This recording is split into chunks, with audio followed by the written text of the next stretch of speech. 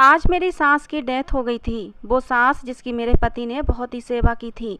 दिन रात उन्हें किसी चीज़ का होश नहीं था। महंगे से महंगे डॉक्टर से अपनी माँ का इलाज करवाया था, मगर कोई भी डॉक्टर उनकी माँ की ज़िंदगी बचा नहीं सका। उन्हें बीमारी ही कुछ ऐसी थी।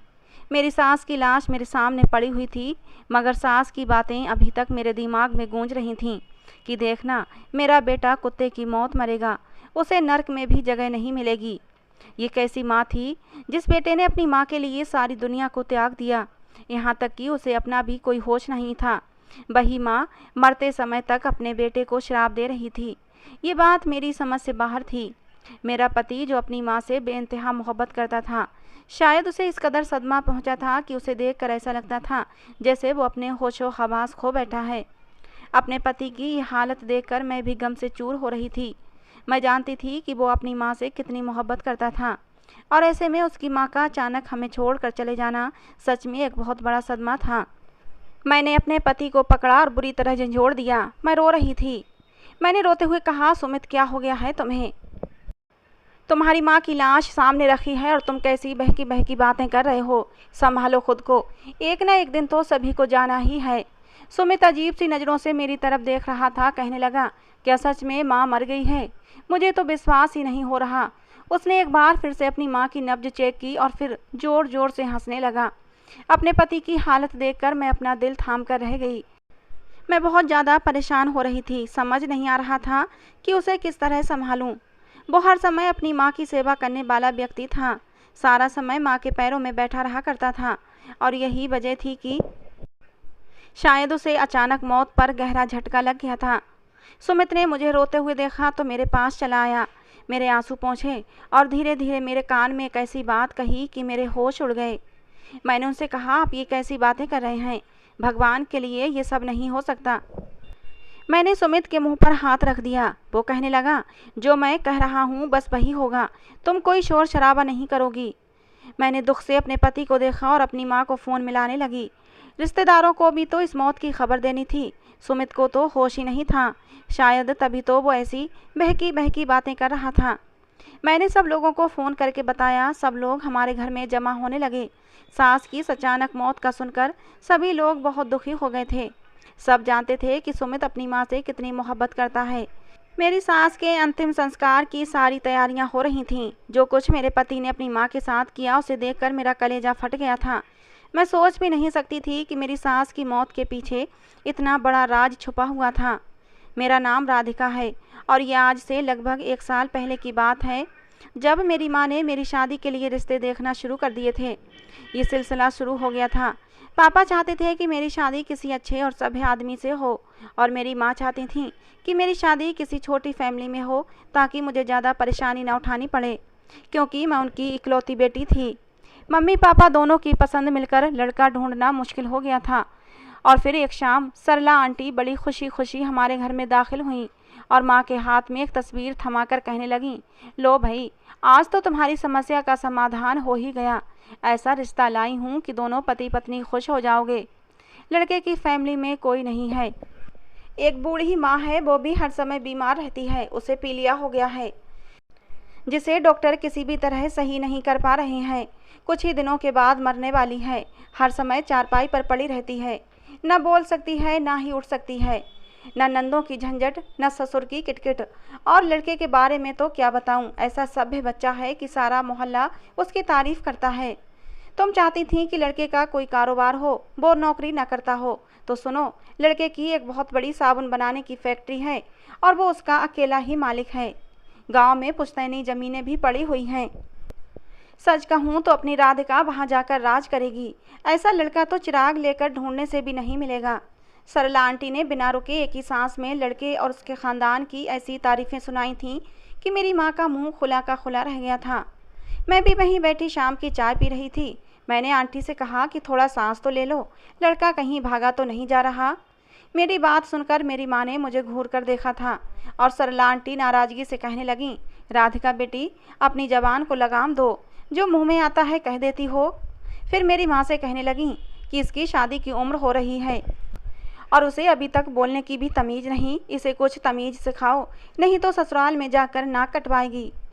माँ ने मेरी तरफ से सरला आंटी से माफ़ी मांगी और लड़के की तस्वीर देखकर कहने लगी, लड़का देखने में तो बहुत ही अच्छा लग रहा है, तारीफ भी तुमने खुद ही कर दी है और कारोबार भी अपना है, फिर इस रिश्ते को देख लेने में तो कोई समस्या नहीं है। मेरी माँ ने तस्वीर मेरी तरफ बढ़ाई तो आंटी ने अपने कानों को हाथ लगा लिए और कहने लगी, अरे तुम कैसी माँ हो जो जवान बेटी को लड़के की तस्वीर दिखा रही हो। सरला आंटी बहुत ही पुराने ख्यालों की थीं। उन्हें शादी से पहले लड़के और लड़की का एक दूसरे को देखना बिल्कुल भी पसंद नहीं था। सरला आंटी की बात पर मम्मी हंसने लगीं और कहने लगीं, ज़िंदगी तो इसी ने गुजारनी है, इसीलिए इसकी मर्जी भी शामिल होना ज़रूरी है। हमारी इकलौती बेटी है, ऐसे ही तो मुंह उठाकर किसी के हवाले नहीं कर देंगे ना। मैंने लड़के की तस्वीर देखी तो अपनी माँ की बात से एग्री हो गई थी। सच में लड़का बहुत ही सभ्य मालूम हो रहा था, चेहरे पर भी बहुत ही चमक थी। मैंने मुस्कुराकर तस्वीर मम्मी को वापस कर दी। मम्मी मान गईं कि मुझे लड़का पसंद आ गया है। फिर सरला आंटी के जरिए मम्मी पापा ने बात आगे बढ़ाई और फिर देखते ही देखते रिश्ता पक्का हो गया था। मेरी सहेलियों को जब मेरे रिश्ते के बारे में पता चला तो सभी मुझे छेड़ने लगीं। कहने लगी, राधिका तुम्हारी ज़िंदगी में तो सास नंदों का झंझट ही नहीं होगा, बीमार सास तुम्हारा क्या बिगाड़ लेगी, और फिर इतना पैसे वाला लड़का है तो ऐश करोगी। रिश्ता होने से पहले तक मैं यही सब कुछ सुनती रही और ख़ुद को खुशकिस्मत लड़की समझती रही। विदाई के समय पापा ने मुझे गले से लगा लिया और कहने लगे कि बेटा, हमने तुम्हारी बहुत ही अच्छी परवरिश करने की कोशिश की है, अब तुम अपनी बीमार सास की सेवा करना और ये साबित कर देना कि हमारी परवरिश में कोई कमी नहीं थी। मैंने पापा से वादा किया था कि मेरी वजह से आपको कभी शर्मिंदा नहीं होना पड़ेगा। बारात में बहुत ही कम लोग शामिल हुए थे। सुमित के आगे पीछे कोई नहीं था। मेरी बीमार सास भी नहीं आ पाई थीं। बस कुछ दोस्तों के साथ ही वो बारात लेकर मुझे विदा कराने आ गया था। सुमित का घर बहुत ही बड़ा और आलीशान था। उसके दोस्त की पत्नियों ने मुझे मेरे कमरे में पहुंचा दिया था। मैं दुल्हन बनी बिस्तर पर बैठी थी और बहुत खुश थी। ऐसा लग रहा था जैसे मेरी सारी प्रार्थनाएं भगवान ने एक ही बार में स्वीकार कर ली हों। मैं सोच रही थी कि मैं अपने पति को अपनी मोहब्बत से अपना दीवाना बना लूँगी और अपनी बीमार सास की सेवा करके उनका दिल भी जीत लूँगी। ज़िंदगी बहुत ही प्यार और सुकून से गुजर जाएगी। मेरा पति जैसे ही कमरे में आया, मैं शर्माकर अपने आम में सिमट गई थी। अरमानों भरी इस रात में दिल में अजीब तरह के जज्बात उमड़ रहे थे। विदाई से पहले सहेलियों ने मेरे कानों में न जाने कितनी सरगोशियाँ की थीं, जो समय भी मेरे मन में उठ रहे थे। मैं अपने पति से उम्मीद कर रही थी कि वो मेरी खूबसूरती की तारीफ़ करेगा। ये हमारी पहली मुलाकात थी जो आमने सामने होने वाली थी। लेकिन मेरे पति ने मेरे पास बैठकर जो बात कही उसे सुनकर मैं दंग रह गई। आज की रात अपने पति से ऐसी बात की मैं उम्मीद हरगिज नहीं कर सकती थी। सुमित मेरे पास बैठा और बहुत ही नरमी से कहने लगा, राधिका, मैं अपनी माँ से बहुत ज़्यादा मोहब्बत करता हूँ और किसी सूरत अपनी माँ से लापरवाही नहीं बरतना चाहता। इसलिए शादी की पहली रात ही तुम्हें ये सब बता देना चाहता हूँ कि अपनी माँ की हर छोटी बड़ी ज़रूरत मैं खुद ही पूरी करूँगा और उनकी देखभाल भी मैं ही करूँगा। तो मेरी माँ का कोई काम नहीं करोगी। मैं अपनी माँ की जिम्मेदारी खुद उठाना चाहता हूँ। मेरी एक भरोसे की नौकरानी है जो मेरे पीछे से मेरी माँ का ध्यान रखती है। मैंने सुना है माँ बाप की सेवा करने से स्वर्ग मिलता है और मैं अपना स्वर्ग किसी और के हवाले नहीं करना चाहता। सुमित की बात सुनकर मुझे बहुत हैरानी हुई थी कि शादी की पहली ही रात इन सब बातों की क्या ज़रूरत थी। वो अपनी माँ का इकलौता बेटा था, मैं भला उसे उसकी माँ की सेवा से कैसे रोक सकती थी। खैर, मैंने मुस्कुराकर उसे विश्वास दिलाया कि मैं आपको कभी आपका फ़र्ज पूरा करने से नहीं रोकूंगी और ख़ुद भी आपकी माँ का पूरा ख्याल रखूंगी। जहाँ मुझे इस बात की हैरानी थी कि शादी की पहली ही रात सुमित ने ऐसी बात क्यों की थी, मगर इस बात की खुशी भी थी कि उसे अपनी जिम्मेदारियों का पूरा एहसास था। लेकिन मेरी बात सुनते ही सुमित ने कहा, नहीं नहीं, तुम्हें मेरी माँ का ख्याल रखने की ज़रूरत नहीं है। मैंने कहा ना कि मैं खुद ही अपनी माँ की देखभाल करूँगा। तुम सिर्फ मेरा ख्याल रखना और घर की जिम्मेदारियाँ उठाना। इससे पहले कि मैं सुमित की अजीबो गरीब बातों पर कुछ और कहती, अचानक ही वो खड़ा हुआ और ये कहकर कमरे से निकल गया कि मैं अपनी माँ को एक नज़र देख कर आता हूँ। मैं कमरे में अकेली बैठी रह गई। इस बार मुझे कुछ अजीब सा लग रहा था। धीरे धीरे मेरे जज्बात अब ठंडे पड़ने लगे थे। जब सुमित वापस आया तो इस बार उसके अंदाज में ऐसी मोहब्बत थी कि मैं सब कुछ भूल गई थी। सुबह जब मेरी आँख खुली तो सुमित बिस्तर पर मौजूद नहीं था। मैंने उसे आवाज़ दी लेकिन शायद वो कमरे में कहीं था ही नहीं। मैं बिस्तर से उठकर बैठ गई। पता नहीं इतनी सुबह सुबह सुमित कहाँ चला गया था। मैं उठकर तैयार हुई और कमरे से निकली तो मुझे अपनी सास के कमरे से बातों की आवाज़ें आने लगीं।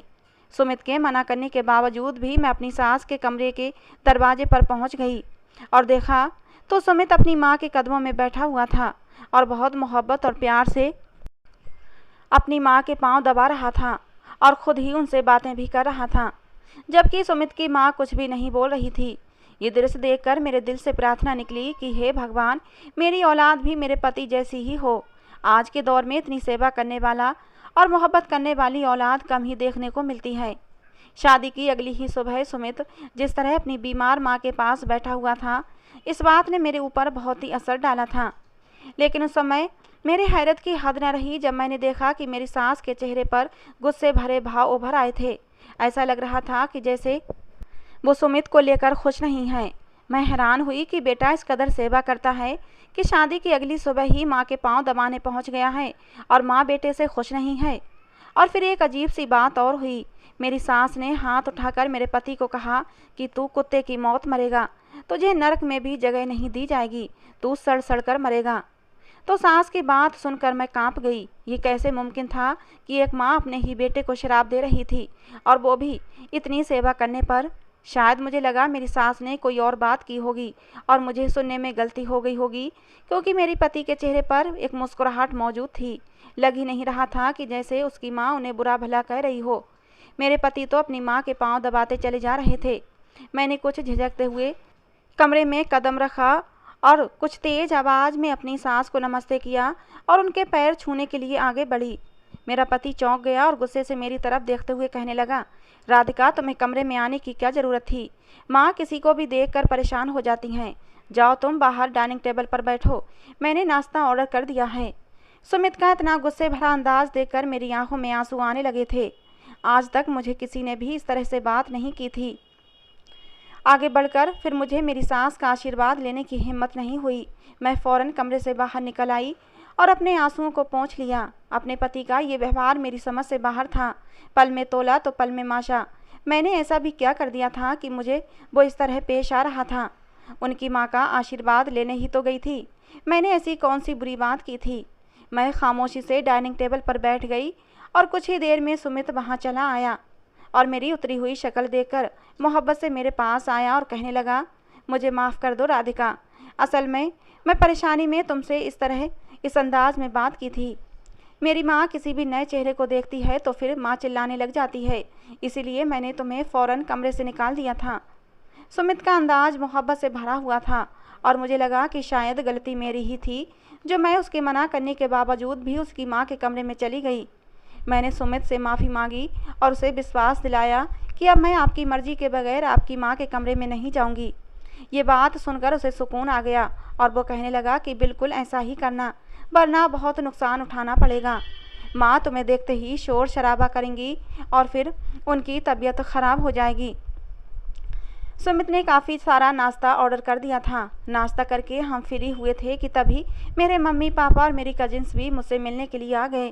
थोड़ी देर में मैं उनके साथ घर वापस लौट आई और जब मैंने अपनी माँ को बताया कि सुमित ने किस तरह मुझे अपनी माँ के कमरे में जाने से मना किया है, तो मेरी मम्मी कहने लगी, अरे पागल, ये तो अच्छी बात है। वो अपनी माँ की जिम्मेदारी तेरे कंधों पर नहीं डालना चाहता, तो तू भी सुकून की सांस ले और अपनी ज़िंदगी में ऐश कर। वैसे भी बीमार औरत को संभालना कौन सा आसान काम होता है। सुमित एक बहुत ही अच्छा लड़का है और ख़ुद अपनी माँ की सेवा करके पुण्य कमाना चाहता है, तो तुझे इसमें क्या समस्या है? माँ ने मुझे तसल्ली दी तो मैं भी खामोश हो गई और फिर ऐसे ही धीरे धीरे दिन गुजरने लगे।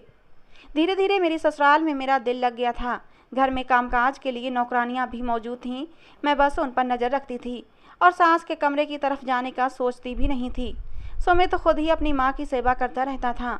उन्हें बड़े बड़े डॉक्टर के पास लेकर जाता, मगर सब डॉक्टर्स ने कह दिया था कि पीलिया आखिरी स्टेज पर पहुँच चुकी है और किसी भी समय उनकी मौत हो सकती है। सुमित ऑफिस जाने से पहले अपनी माँ के पास बैठता और वापस आकर भी एक एक घंटे उनके पांव दबाता और फिर अपनी माँ के पास से आने के बाद मेरे ऊपर भी ढेरों प्यार लुटाया करता था।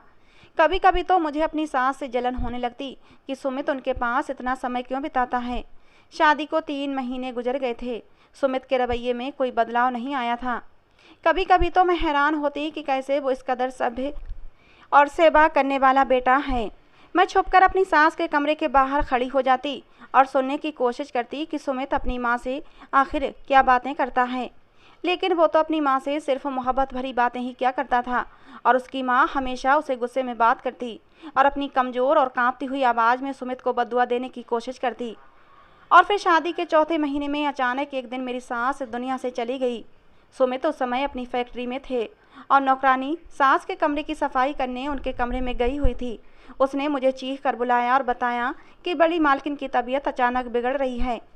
मैंने अपनी सास को पानी पिलाने की कोशिश की तो वो इशारों में मुझे कुछ बताने की कोशिश करने लगीं और फिर अचानक ही उनकी गर्दन ढीली पड़ गई। मैंने चेक किया तो उनका सांस रुक गया था। मैंने फ़ौरन सुमित को फ़ोन करके घर बुलाया। मैं तो ये सोच कर ही घबरा गई थी कि उनकी माँ की डेथ की खबर सुनकर उन पर क्या बीतेगी। अपनी माँ के बगैर तो उनका एक पल सुकून से नहीं गुजरता था और अब तो उनकी माँ इस दुनिया में ही नहीं रही थी। मैं बेचैनी से सुमित का इंतज़ार यहाँ से वहाँ टहल कर रही थी।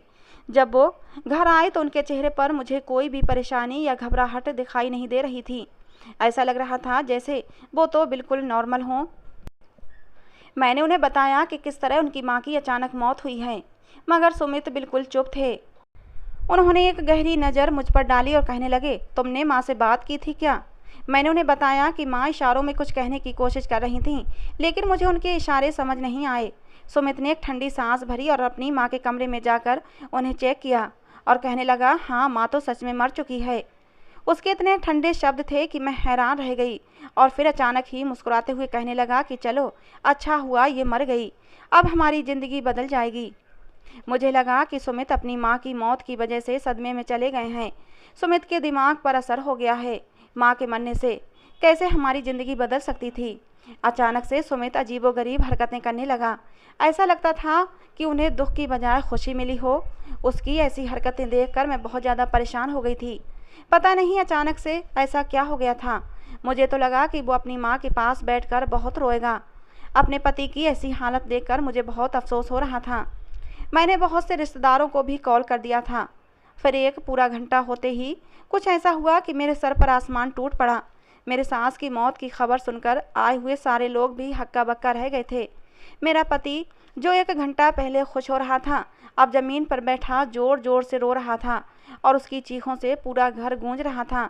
मैंने आगे बढ़कर सुमित को संभालने की कोशिश की, लेकिन उसने मुझे धकेल दिया और कहने लगा, सब कुछ खाक हो गया है। मेरी सालों की मेहनत मिट्टी में मिल गई है।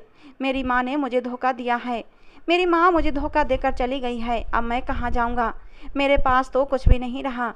किस्मत ने ये मुझ पर कैसा सितम ढाया है। सुमित अपना सर पीटे जा रहा था और मैं सब कुछ समझकर भी ना समझ बैठी थी। जितने भी लोग आए थे सबको यही लग रहा था कि सुमित को अपनी माँ की मौत का सदमा लगा है, लेकिन ये मैं थी जो जानती थी कि सुमित को किस बात का सदमा पहुँचा है, क्योंकि सुमित ने लोगों के आने से पहले ही मुझे कुछ बता दिया था। अंतिम संस्कार की तैयारियां हो चुकी थीं और कुछ ही देर में मेरी सास का अंतिम संस्कार भी हो गया था। सब लोग अपने अपने घरों को लौट गए। सुमित गुस्से में अपनी माँ के कमरे में गया और उनका सामान उठा कर फेंकने लगा। मैंने रोकने की कोशिश की तो वो चीखते हुए कहने लगा कि मैंने सारी ज़िंदगी इस औरत की सेवा में गुजार दी, ये सोचकर कि वो मेरा भला करके जाएगी, लेकिन ये औरत तो जाते जाते मुझे कंगाल करके चली गई है। मैंने कहा कि आप अपनी माँ के बारे में किस तरह की बातें कर रहे हैं, आखिर हुआ क्या है, मुझे शुरू से लेकर सब कुछ बताएं। मुझे बस इतना ही समझ में आया था कि मेरी सास के मरने के बाद कुछ ही देर में वकील आए थे और मेरी सास की वसीयत सुमित के हवाले करके जा चुके थे। सुमित ने जैसे ही वो वसीयतनामा पढ़ा, उसके बाद उसका हाल ऐसा ही था। मेरी बात सुनते ही सुमित ने गुस्से से कहा कि ये औरत मेरी माँ नहीं थी, बल्कि डायन थी जो मेरी माँ के हक पर कब्जा करके बैठी हुई थी। ये मेरे बाप की पहली पत्नी थी और मेरे बाप ने औलाद के लिए मेरी माँ से दूसरी शादी की थी, लेकिन ये बात मेरी माँ को मालूम नहीं थी कि सारी जायदाद और फैक्ट्री मेरे बाप की नहीं बल्कि उसकी पहली पत्नी की है। बाप के मरने के बाद मैंने और मेरी माँ ने इस औरत के साथ सिसक कर ज़िंदगी गुजारी, लेकिन इस औरत को हम पर जरा भी दया नहीं आई और मेरी माँ ऐसे ही दुनिया से चली गई। फिर भगवान का करना ऐसा हुआ कि इस औरत पर बहुत ही ख़तरनाक बीमारी ने हमला कर दिया। मैंने कोशिश की कि मैं किसी तरह से जायदाद अपने नाम करवा लूं, लेकिन ये तो बड़ी ही ढीठ निकली और फिर मैंने भी इस औरत को गलत दवाइयाँ देना शुरू कर दी। मैं चाहता था कि ये तड़प तड़प कर मरे, ये मेरा कुछ नहीं बिगाड़ सकती थी, बस मुझे बद्दुआ देती रहती थी। मगर मैं बस एक अच्छा बेटा बनकर इसकी सेवा करता रहता था। मरने के बाद वसीयत के मुताबिक इसने सारी जायदाद एक ट्रस्ट के नाम कर दी। मैंने इस बुढ़िया की इतनी सेवा की, लेकिन मुझे इसका क्या फल मिला? अपने पति की बात सुनकर मेरे होश उड़ गए थे। मैं तो अपने पति को बहुत ही सभ्य और नेक इंसान समझ रही थी, लेकिन ये तो सब कुछ दौलत हासिल करने के लिए कर रहा था, और इसने अपनी ही सौतेली माँ को गलत दवाइयाँ देकर मार दिया था। और अब जब उसके हाथ कुछ नहीं आया तो उसकी असलियत खुलकर मेरे सामने आ गई थी। मैं हैरानगी से अपने पति को देख रही थी। दुनिया की नज़र में एक सभ्य और आज्ञाकारी बेटा था, लेकिन हकीकत में वो दौलत का पुजारी निकला। लेकिन आखिरकार मेरे पति को उसके किए की सज़ा मिल ही गई। कुछ ही दिनों में हमें ये घर और फैक्ट्री सब कुछ छोड़ना पड़ा था। आज मेरा पति अपनी ही फैक्ट्री में एक मामूली सी नौकरी करता है। बाद में मुझे पता चला था कि सुमित की माँ ने दौलत की खातिर ही सुमित के पापा से शादी की थी, लेकिन सुमित की माँ को बाद में पता चला था कि ये सारी दौलत जायदाद उनके पति की पहली पत्नी की है। मेरे पति की सगी माँ ने भी दौलत की खातिर ही मेरे ससुर से शादी की थी, और ये सब उसी का नतीजा था। मरने से पहले मेरी सास जान गई थी कि उन्हें जहर देने वाला कोई और नहीं बल्कि मेरा पति है, इसीलिए वो उसे इशारों में बद्दुआएं दिया करती थीं। और फिर एक दिन मेरी सास की बद्दुआ ने असर दिखा ही दिया, क्योंकि एक दिन मेरे पति का ऐसा एक्सीडेंट हुआ कि वो अपनी दोनों टांगें गंवा बैठा। अब मैं मजबूरी में अपने पति के साथ निभा रही हूँ, क्योंकि उसके आगे पीछे कोई नहीं है। अब वो अपने किए पर बहुत पछता रहा है और दिन रात रो रो कर भगवान से माफ़ी मांगता है। मैं भी भगवान से प्रार्थनाएं करती हूँ कि हे भगवान, मेरे पति को माफ़ कर दे। हो सकता है भगवान माफ़ कर दे तो सुमित की ज़िंदगी कुछ आसान हो जाए, क्योंकि अभी तो वो बिस्तर पर पड़ा बहुत ही तकलीफ़ भरी ज़िंदगी गुजार रहा है। दोस्तों, मैं आप लोगों से पूछती हूँ, क्या मुझे ऐसे इंसान के साथ रहना चाहिए या फिर तलाक लेकर दूसरी शादी कर लेनी चाहिए? कमेंट सेक्शन में अपना जवाब ज़रूर दीजिएगा। तो दोस्तों, ये थी आज की हमारी कहानी। आप लोगों को कैसी लगी अपनी राय कमेंट बॉक्स में ज़रूर देना। पसंद आई हो तो प्लीज़ लाइक करना। रोज़ एक नई कहानी सुनने के लिए हमारे चैनल को सब्सक्राइब करना। कहानी को अंत तक सुनने के लिए आप लोगों का बहुत बहुत धन्यवाद। दोस्तों, मिलते हैं कल एक नई कहानी के साथ।